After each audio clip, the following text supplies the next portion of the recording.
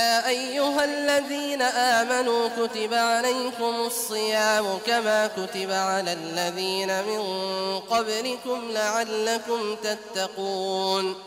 أعوذ بالله من الشيطان الرجيم. بسم الله الرحمن الرحيم. والصلاة والسلام على أشرف الأنبياء والمرسلين نبينا محمد وعلى آله وأصحابه أجمعين. وأشهد أن لا إله إلا الله وحده لا شريك له وأشهد أن محمدا عبده ورسوله صلى الله عليه وسلم ثم أما بعد. Le Coran al-Karim. Combien de fois, pendant ce mois de Ramadan, tu as ouvert un mushaf pour y lire le Coran al-Karim? Combien de fois pendant ce mois de Ramadan et en dehors de ce mois de Ramadan, tu es resté toute la nuit sur Internet à lire des articles et des articles et des articles? Combien de fois tu as écrit des tweets sur Twitter ou bien alors des statuts sur Facebook? Et combien de statuts sur Facebook tu as lus? Combien? Combien de lignes? Combien de lettres? Combien de mots? Combien de magazines tu as lus? Combien? Je vais t'offrir un hadith du prophète sallallahu alayhi wa sallam qui est قال النبي صلى الله عليه وسلم من قرأ حرفا من كتاب الله فله به حسنة والحسنة بعشر أمثالها ولا أقول ألف لام ميم حرف ولكن ألف حرف ولام حرف وميم حرف. سبحان الله. Celui qui lit une lettre du Coran al-Karim, pour chaque lettre il aura une hasana multipliée par 10. Et le prophète sallallahu alayhi wa sallam nous précise, je ne dis pas que alif, lam, mim c'est une lettre, mais alif est une lettre, 10 hasanat. Wa lam est une lettre, 10 hasanat. Wa mim est une lettre, 10 hasanat. Subhanallah. Combien de hasanat simplement avec une page du Coran al-Karim? Combien de bonnes actions? Rappelle-toi, ya Akhil Karim, ce qu'est une hasana. Une hasana, c'est la monnaie qui te sert, yawm al-qiyamah, au jour du jugement, pour accéder au paradis, pour être préservé de l'enfer éternel, ou pour être préservé de l'enfer. Subhanallah. Combien de fois tu as lu des lettres qui ne t'ont servi à rien? Belles, des lettres qui ont joué contre toi, et qui jouent contre toi. Combien de messages avec des insultes tu as lus? Combien de fois tu as perdu ton temps dans des choses inutiles alors que tu as délaissé la parole d'Allah subhanahu wa ta'ala? Comment cela est-il possible? Et pendant ce mois de Ramadan, le fait de lire le Coran al-Karim a encore une autre dimension, différente, encore plus intense que pendant tous les autres mois. Ya Akhil Karim, combien de fois dans le mois de Ramadan tu finis la lecture complète du Coran al-Karim, ya Akhi? Combien de fois, subhanallah? Allah Azza wa Jal dit dans le Coran, Bismillah ar-Rahman ar-Rahim, شهر رمضان الذي أنزل فيه القرآن هدى للناس وبينات من الهدى والفرقان. Le mois de Ramadan est le mois durant lequel est descendu le Coran al-Karim, qui est une guidée pour les gens. Subhanallah. Est-ce que le Coran al-Karim est une guidée dans ta vie? De même, Allah Azza wa Jal dit dans le Coran al-Karim, Bismillahir Rahmanir Rahim, Hudan lil muttaqin, une guidée pour les pieux, en parlant du Coran al-Karim. Est-ce que le Coran al-Karim est une guidée dans ta vie? Ou bien alors, est-ce que la course aux richesses est une guidée dans ta vie?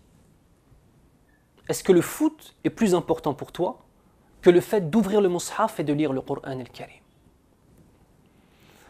Est-ce que réellement, la relation que tu entretiens avec la parole d'Allah Azza wa Jal, qui est la guidée, la voie pour accéder au plus haut degré de son paradis, et pour avoir dans cette vie d'ici-bas, à la fois dans la vie d'ici-bas, une vie pleine de douceur, ce Coran al-Karim est celui qui va te donner une raison de vivre supérieure, une autre dimension, ya Akhil Karim, la parole d'Allah subhanahu wa ta'ala.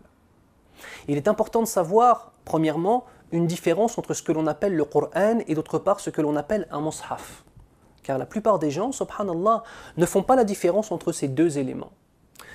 Le livre dans lequel est inscrite la parole d'Allah Azza wa Jal s'appelle un mushaf. Ainsi, ce n'est pas correct de dire à quelqu'un, par exemple dans la mosquée, « Passe-moi un Coran s'il te plaît ». Non, on ne dit pas cela. On dit « Passe-moi un mushaf ». Parce que le mushaf, c'est le livre dans lequel est écrite la parole d'Allah Azza wa Jal.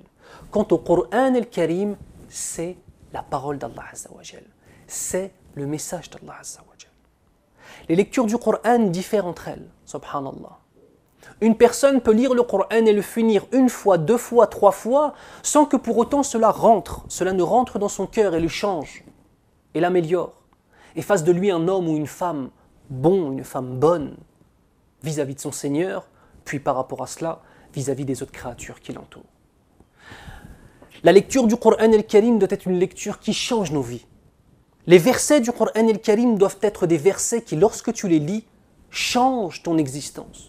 La prière après Salat al-Isha, durant le mois de Ramadan, en un mois on récite tout le Coran al-Karim, ça doit changer ta vie. Et si ta vie ne change pas, c'est que tu as un problème dans ta façon de voir ce Coran al-Karim. Forcément. Forcément. Le miracle de l'islam, c'est le Coran. Le miracle de l'islam, c'est ce message parfait qu'Allah Azza wa Jal nous a offert comme guidée, comme vie, qui est celui qui va nous amener aussi bien à adorer Allah Azza wa Jal dans toutes les dimensions de nos vies, dans cette vie d'ici-bas, que celui qui va même faire al-shafa'a, c'est-à-dire l'intercession pour nous au jour du jugement. Nous avons un hadith où le prophète sallallahu alayhi wa sallam décrit une situation extraordinaire. D'une part, le siyam et d'autre part, le Coran al-Karim.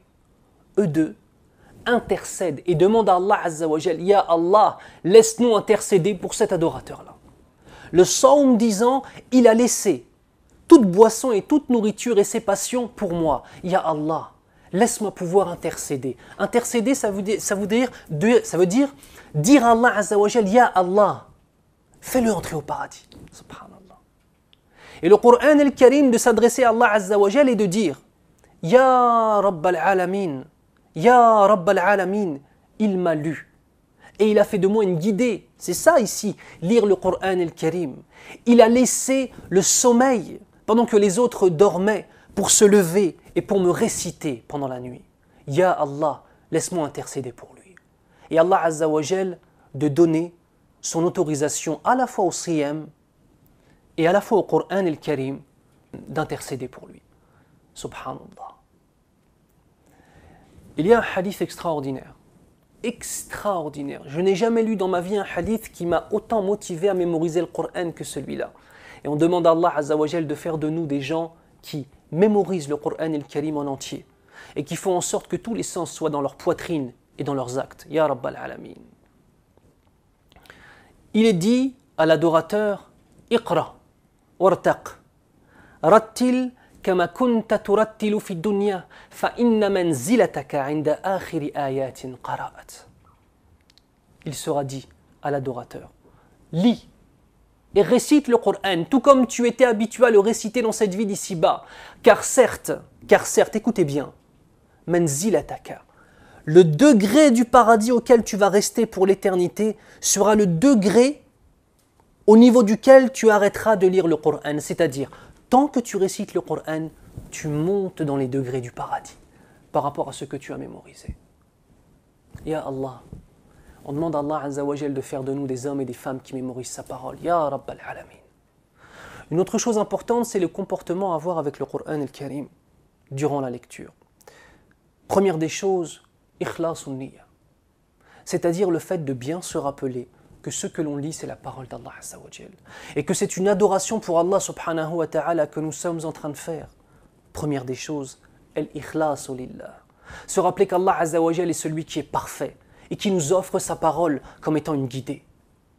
Deuxième des choses importantes, lire le Coran avec ce qu'on appelle at-tadabbur, une véritable concentration, une remise en question, et le fait de tenter de comprendre l'essence du Coran. Allah Azza wa Jal dit dans le Coran, Bismillahir Rahmanir Rahim, Afala yatadabbaruna al-Qur'an am ala qulubin aqfaluha. Allahumma hafadna min dhalik. Ne méditent-ils donc pas sur l'essence du Coran ou bien leurs cœurs sont-ils cadenassés? Comment est ton cœur, Yahri? Comment est ton cœur, ma sœur? On demande à Allah Azza wa Jal de faire en sorte de nous donner des cœurs qui ne soient pas cadenassés, mais qui soient ouverts au Coran al-Karim. Le troisième point du bon comportement avec le Coran al-Karim, c'est de le lire en ayant ses ablutions, en étant en état de pureté. De même, le fait d'embellir sa voix et le fait de lire avec le tajwid, avec le tartil, c'est-à-dire le fait de prendre le temps de dire réellement les lettres comme il se doit. Ainsi, on doit bien comprendre que lire le Coran al-Karim en entier, sans même comprendre un seul mot, et sans même prendre le temps de réfléchir pour tenter de changer sa vie, grâce à ce Coran al-Karim, n'aura rien à voir avec le fait de lire ne serait-ce que Surat al-Baqarah, la sourate de la vache, avec une réelle remise en question de ce que nous sommes, avec une réelle volonté de comprendre les sens qui y sont. Alors mes frères et mes sœurs, je vous invite fortement, chaque jour, à prendre du temps pour lire le Coran al-Karim.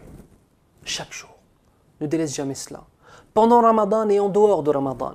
Pendant le mois de Ramadan, passe le plus clair de ton temps à cela. C'est la chose la plus importante. L'imam Malik ibn Anas, rahimahullah, pendant le mois de Ramadan, arrêtez de faire des conférences.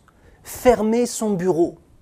Cessez de lire les livres et ne se consacrez qu'à une seule chose, la lecture du Coran al-Karim.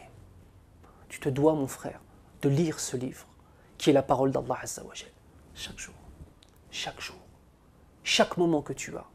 Et tu dois absolument, au fur et à mesure du temps, trouver dans ton cœur une volonté et un ishtiqaq, c'est-à-dire le Coran al-Karim, si tu ne le lis pas, il te manque. Et dès que tu as une minute, l'apprendre et prendre ce mushaf pour lire le Coran al-Karim. On demande à Allah subhanahu wa ta'ala de faire en sorte que nous changions pour le meilleur, que le message du Coran rentre dans nos poitrines, change notre vision du monde, change notre spiritualité et change nos actions. On demande à Allah Azza wa Jal de faire en sorte que nous mémorisions sa parole, que nous l'aimions et que nos enfants la mémorisent et l'aiment. Et on demande à Allah subhanahu wa ta'ala de motiver chaque musulman à apprendre la langue arabe afin qu'il puisse comprendre cette parole magnifique, parfaite et sans égale qu'est celle du Coran al-Karim. Amin ya Rabbal Alamin. Subhanak Allahumma wa bihamdik. Ashhadu an la ilaha illa ant. Astaghfiruka wa atubu ilayk. Wa sahafturkum ya ikhwani. يا أيها الذين آمنوا كتب عليكم الصيام كما كتب على الذين من قبلكم لعلكم تتقون